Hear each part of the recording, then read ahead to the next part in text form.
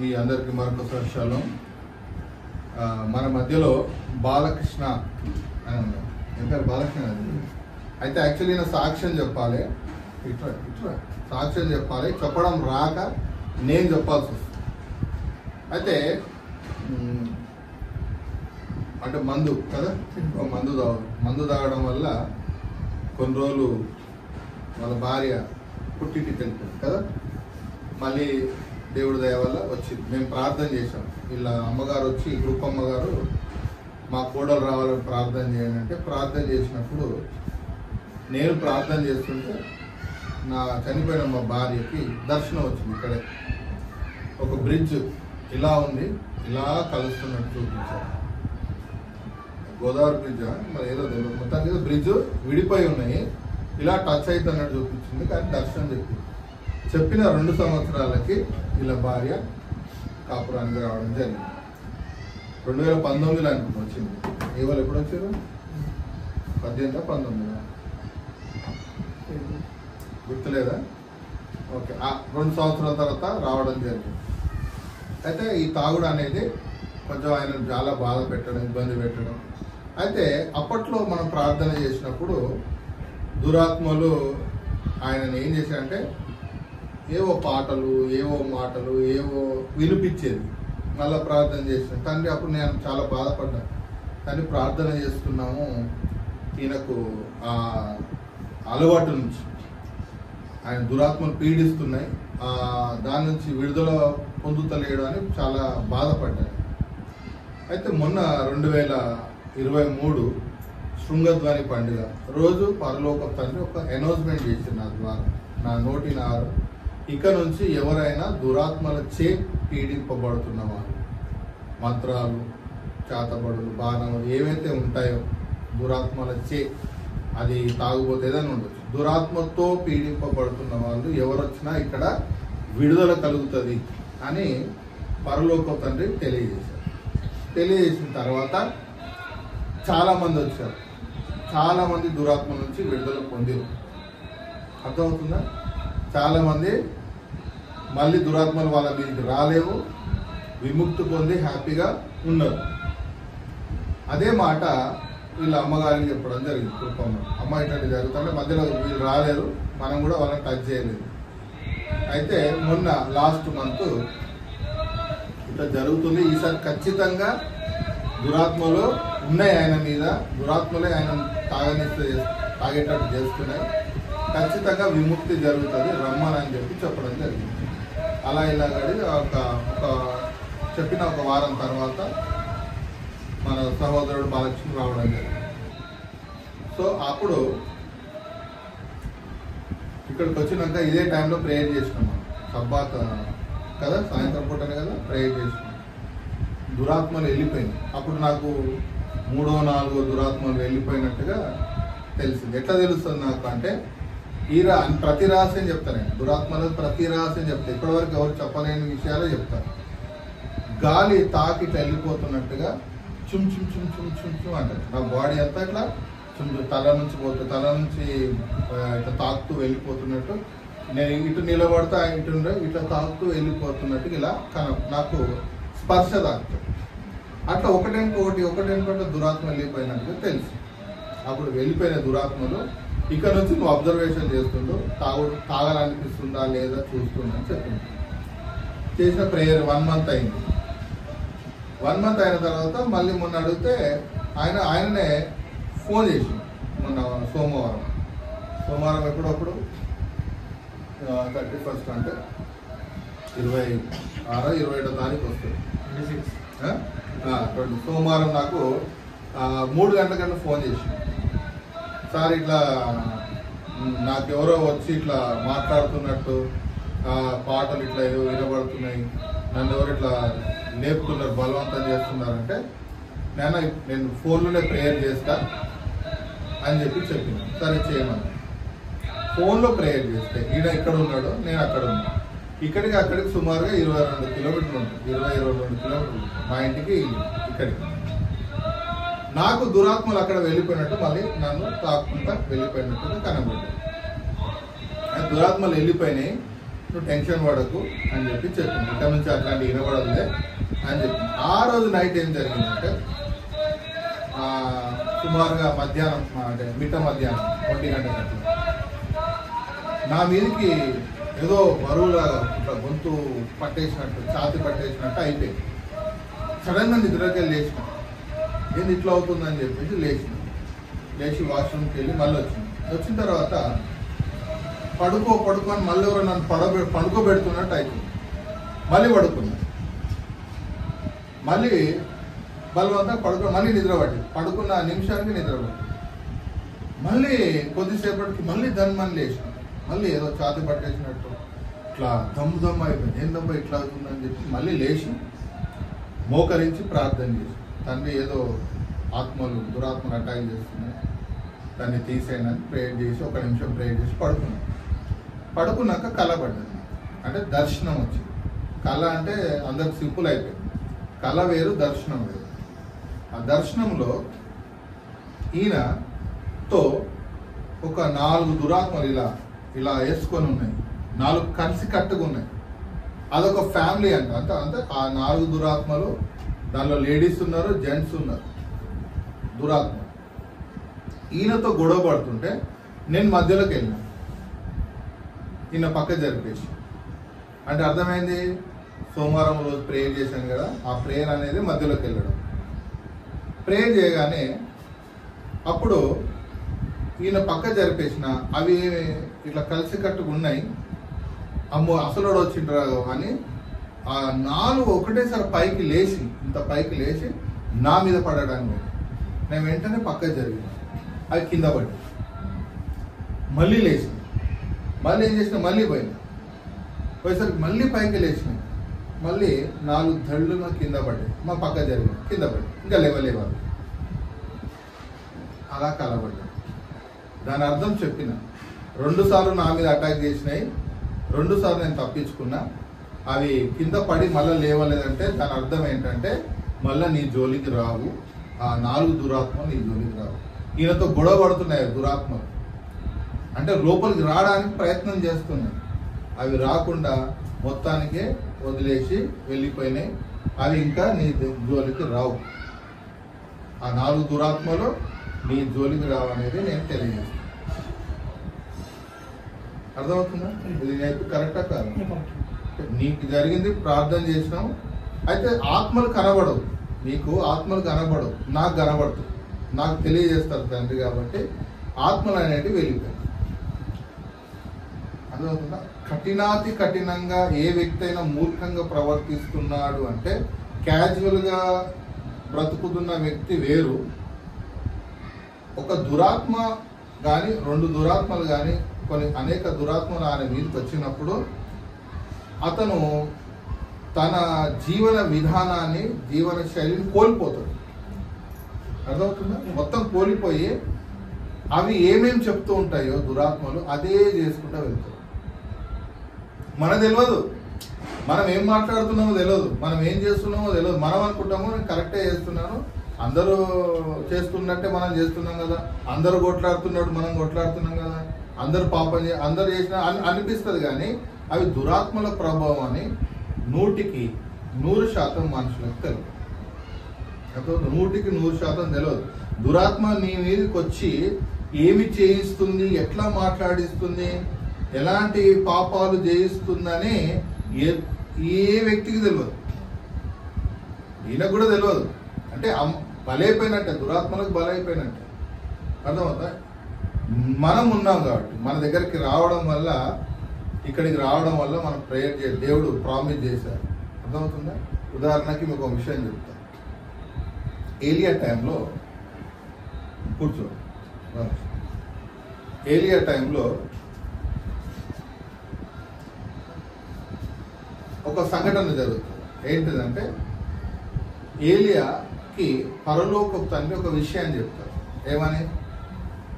నువ్వు బయలు అష్టారోజు దేవతలతో ఆరాధిస్తున్నారు, వాళ్ళ ప్రవక్తలు ఎవరైతే ఉన్నారో వాళ్ళకు ఒక ఛాలెంజ్ చేయి. ఏమని? బలిపీఠం కట్టి మన గోవును బలి చేసి దాని మీద పెట్టేస్తే నువ్వు ప్రార్థన చేసినప్పుడు నేను ఆకాశం నుంచి అగ్ని కురిపించి వాటిని దహింపజేస్తా. అంతకుముందు వాళ్ళకి ఈ విధంగా నువ్వు సవాల్ విసురు, నేను నీతో ఉన్నానని పరలోకపు తండ్రి ప్రామిస్ చేయడం జరుగుతుంది. ప్రామిస్ చేయకుండా ఎవరు వెళ్ళి సవాల్ విసరలేదు, అది బైబిల్లో క్లుప్తంగా లేదు, దాన్ని నేను వివరించి చెప్తున్నాను. అప్పుడు ఆయన వెళ్ళి ఛాలెంజ్ చేస్తాడు, మీరు రండి, మీ దేవుడా నిజమైన దేవుడా, మేము చెప్పే నిజమైన దేవుడా అని ఛాలెంజ్ ఇస్తాడు. అప్పటిదాకా ఛాలెంజ్ ఇస్తారా లేడు. నేను కూడా ఇప్పుడు చెప్తున్నాను, అంతకుముందు చెప్పలేదు. 2023 అక్టోబర్లో శృంగధ్వని పండుగ నుంచి చెప్తున్నాను గట్టిగా, అంతకుముందు చెప్పలేదు గట్టిగా. ఎందుకు చెప్పలేదంటే అప్పటి వరకు పరలోకపు తండ్రి నాకు మాట ఇవ్వలేదు. మాట ఇచ్చిన తర్వాత నేను గట్టిగా చెప్తున్నాను. ఏది ఎట్లా స్ట్రాంగ్గా చెప్తాడు. అప్పుడు సుమారుగా 850 మంది బయలు ప్రవక్తలు, అష్టారోధ ప్రవక్తలు అందరూ వచ్చేస్తారు. అప్పుడు వాళ్ళు ఆరాధన చేస్తారు. ఈ సాయంత్రం వరకు చేస్తారు. ఏ అగ్ని వర్షం కురవదు, అది కాదు. అర్థమవుతుందా? ఎప్పుడైతే ఈయన ఒక్క ప్రార్థన చేస్తారో ఆకాశంలో అగ్ని వర్షం కురిసి అదంతా భస్మం కాలిపోతుంది. ఏది ఆ బలి అనేది. అంటే పరలోకపు తండ్రి మాట ఇచ్చిన తర్వాతే దాన్ని అనౌన్స్మెంట్ చేయాలి. నేను అట్లాగే చేశాను. సో ఇప్పటి నుంచి నేను చెప్తా, దురాత్మలతో పీడింపబడుతున్న ఎవరు వచ్చినా కూడా వెళ్ళిపోతారు. అర్థమవుతుందా? చాలామంది నిద్ర పట్టట్లేదు, భయం అవుతుందని చెప్పిన వాళ్ళు చాలామంది ఉన్నారు నా దగ్గర. నిద్ర పట్టట్లేదు, భయం అవుతుంది అని చెప్తే, ఇంతకు ముందు రోడ్డు మీద కూర్చొని ప్రార్థన చేసిన, రోడ్డు మన డివైడర్ ఉంటుంది కదా, కూర్చొని ప్రార్థన చేస్తే ఒక కప్ప కనబడుతుంది. అంటే కప్ప ఆ రూపంలో, దురాత్మ అనే రూపంలో వచ్చి కప్ప దాని దవడ ఇట్లా వణుకుతుంటుంది, కింద కదులుతూ ఉంటుంది, కప్ కప్ కప్ కప్ ఇట్లా సౌండ్ చేస్తుంది. అట్లా ఆ దురాత్మ కప్ప రూపంలో వచ్చి మనిషిని ఈ తల మీద కూర్చున్నప్పుడు అతనికి నిద్ర రాదు అని అప్పుడు అర్థం. ఇది ఇప్పుడు సుమారుగా ఒక 2010-11 ప్రాంతంలో, అంటే ఆజ్ఞలు స్టార్ట్ చేసిన తర్వాత, ఆజ్ఞలు పాటించిన తర్వాత ఇవన్నీ అద్భుతాలు నా ద్వారా జరిగించడం. ఒక అమ్మాయి 3 రోజుల నుంచి జాబ్కి వెళ్తుంది మా ఇంటి దగ్గర ముసాపేటలో, 2015లో జరిగింది. ఎందుకు వెళ్తుంటే నిద్ర పట్టట్లేదు ఆంటీ అని మా భార్య, నిద్ర పట్టట్లేదు, భయం అవుతుంది, నిద్ర పట్టట్లేదు అంటే, అరే అంకుల్ ప్రేయర్ చేస్తారా అంటే, సేమ్ అదే టైం ప్రేయర్ చేస్తే మళ్ళీ అదే కప్పు కనమాట వెళ్ళిపోయిందమ్మా, దురాత్మ వెళ్ళిపోయింది అని చెప్తే మంచిగా నిద్ర పట్టింది. తెల్లారి నుంచి డ్యూటీకి వెళ్ళింది. అంతకుముందు వేరే అబ్బాయి ప్రేయర్ చేస్తే అట్లాగే దురాత్మ వెళ్ళిపోయింది. అంటే దురాత్మ ఏ రూపంలోనైనా నీ మీదకి వచ్చి అటాక్ చేస్తుంది. అది కప్ప రూపంలో రావచ్చు, ఇంకొక రూపంలో రావచ్చు, అర్థమవుతుంది, ఏదో ఒక రూపంలో వచ్చి అది అటాక్ చేసినప్పుడు దాని స్వభావమే నీ మీద చూపిస్తుంది. అర్థమవుతుంది, దాని స్వభావం నీ మీద. కప్పలు ఎప్పుడు మేలుకుంటాయి, ఎక్కువ సౌండ్ ఎప్పుడు చేస్తాయి, రాత్రుల్లోనే కదా, అప్పుడు శబ్దాలు చేస్తుంటాయి. మరి నీకు నిద్ర ఎట్టిస్తుంది? అది కప్ప రూపంలో వచ్చిన ఆ దురాత్మ నీ మీదకి వచ్చినప్పుడు అట్లాగే ఉంటుంది. రాత్రిలో మేలుకనే ఉంటుంది, అది రాత్రిలో మేలుక సౌండ్ చేస్తూనే ఉంటుంది కదా. మనం ఎటైనా పోతున్నా చీకట్లో శబ్దాలు వినబడుతుంటాయి, కప్పలు ఉన్నాయని తెలుస్తుంది, అవునా కదా. అట్లా దాన్ని స్టడీ చేస్తే ఇంకా చాలా పెద్దగా వస్తుంది సబ్జెక్ట్. అట్లా ఏ దురాత్మ ఏ విధానంలో, అంటే నీకు దురాత్మ అటాక్ చేసిందని, వ్యభిచారం చేయనోడు కూడా వ్యభిచారం చేస్తాడు, దొంగతనం చేయనోడు దొంగతనం చేస్తాడు కదా, మర్డర్ చేయనోడు మర్డర్ చేస్తాడు.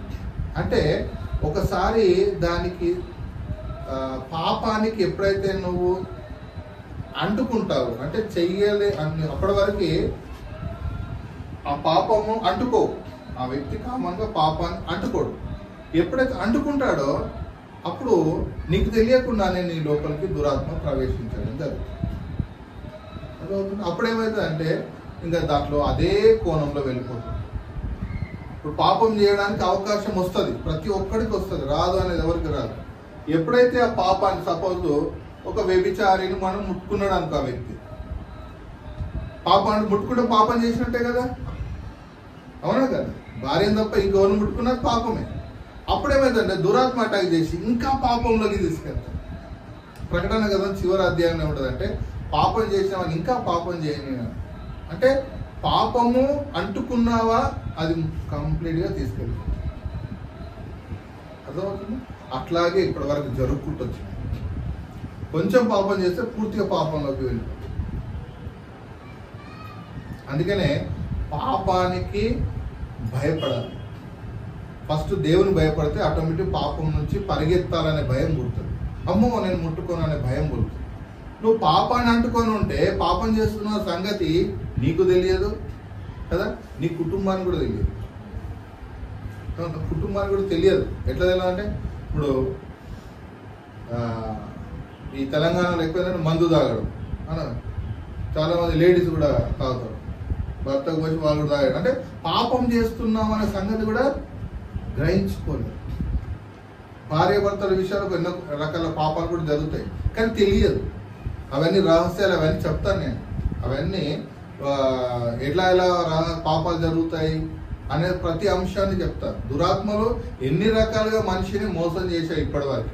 ఈ 6000 సంవత్సరాలు ఆదాము నుంచి ఇప్పటి వరకు ఎన్ని రకాలుగా ఎన్ని విధానాలుగా దురాత్మలు మనుషులను పాపం చేయించాయో చెప్తే తప్ప దాని యొక్క హిస్టరీ బయటపడదు. ఉదాహరణకి ఒక వ్యక్తి పాపం చేస్తున్నాడు అంటే నేరం చేస్తున్నాడు. దొరకనంత వరకు వాడు దొరనే కదా, దొరకనంత వరకు దొరనే. వాడు అన్ని పాపాలు చేసుకుంటా నేరాలు ఘోరాలు చేసుకుంటూ పోతాడు. ఎప్పుడైతే వాడి మీద నిఘా పోలీసు కానీ లేకపోతే గవర్నమెంట్ కానీ నిఘా పెట్టి వాడిని పట్టుకున్నాక తర్వాత మీడియా ముందు నిలబెడతారు. ఏమని? పలానా దొంగతనం చేసిండు, పలానా స్మగ్లింగ్ చేసిండు, పలానా అది చేసిండు అని అన్నీ తీస్తారు. అప్పుడు అర్థమవుతుంది అమ్మ వీడు ఇంత పెద్ద దొంగన, ఇంత పెద్ద నేర చరిత్ర కలిగి ఉన్నవాడా అని తెలుసు. అప్పటిదాకా తెలియదు. ఇప్పుడు అది ఎండ్ టైం. నేను ఇప్పుడు ఎండ్ టైంలో దాని చరిత్ర మొత్తం చెప్పాలి. దాని చరిత్ర అంతా ప్రపంచ మానవాళికి నేను చెప్తా. ఏమేమి చేసింది, దీని ఒక హిస్టరీ, ఎన్ని కోణాలలో ఎన్ని రకాలుగా మోసాలు చేస్తూ మనుషులను మభ్యపెట్టింది, పాపంలోకి తీసుకెళ్ళింది అనేది దాని చిట్కా మొత్తం చేస్తుంది. ఎందుకంటే దాన్ని జైల్లో వేయబోతుంది. అర్థమవుతుందా? జైలు అంటే అప్పుడు మీడియా ముందు పెట్టి అన్ని విషయాలు చెప్పి తీసుకొని జైల్లో వేస్తారు కదా. కోర్టు దగ్గర ఆధారపరిచి అన్ని బెండలు నేర చరిత్ర అయినదని చెప్తే అప్పుడు జడ్జి ఏం చేస్తాడు, తీర్పు తీరుస్తాడు, పలానా ఇన్ని సంవత్సరాలు జైలు అయినా.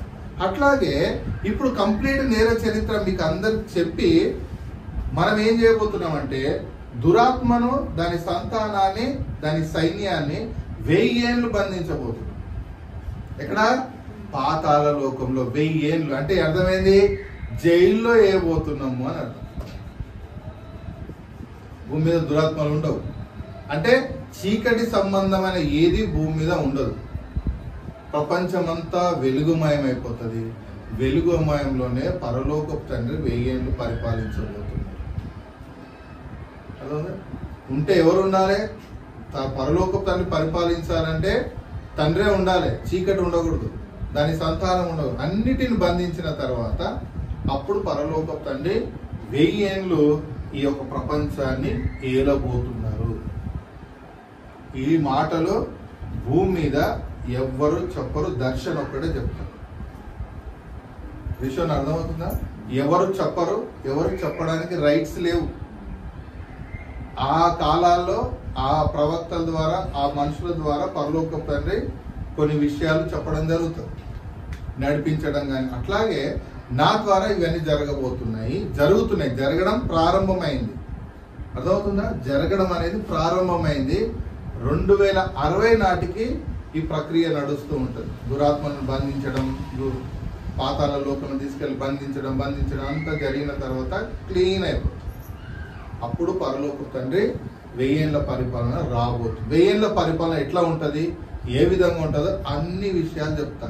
నన్ను అంటుకొని ఉంటే, నాతో ఉంటే, ఉండకుంటే చెప్పగలను. ఎందుకంటే నా మనిషి అని మీరు కన్ఫర్మ్ అయితేనే కదా చెప్పగలుగుతాం. లేదా ఎలా చెప్తాం? నువ్వు ఒక పక్క తిట్టుకుంటావు అంట, వీడికి వస్తావు, అయ్యా పాస్టర్ గారు అంటారు అనుకో, ఉదాహరణ కింది పోయినగా తిట్టుకుంటే, ఇంటి పోయినగా తిట్టుకుంటే, అందుకే చెప్పలేను. ఎప్పుడైతే ఆజ్ఞలు పాటించడం మీరు ప్రారంభించి దానికోసం ప్రయాసపడి సక్సెస్ అవుతారో అప్పుడు అన్ని విషయాలు మీకు చెప్పడం జరుగుతుంది. మీరు సపోజ్ చాలా మంది ఎక్కడో ఉండి నా వీడియోలు వింటూ ఉంటారు. వింటే సరిపోదు, దగ్గర క్లోజ్గా రావాలి. దేవుడికి ఎంత క్లోజ్గా అవుతారో అంత బ్లెస్సింగ్స్ వస్తాయి. నా దగ్గరికి ఎంత క్లోజ్ అయితే అన్ని రహస్యాలు నేను చెప్పడం జరుగుతుంది. ఓకే, మనం ప్రార్థించుకొని ఈ యొక్క షబ్బాత్ దినాన్ని మనం క్లోజ్ చేస్తాం.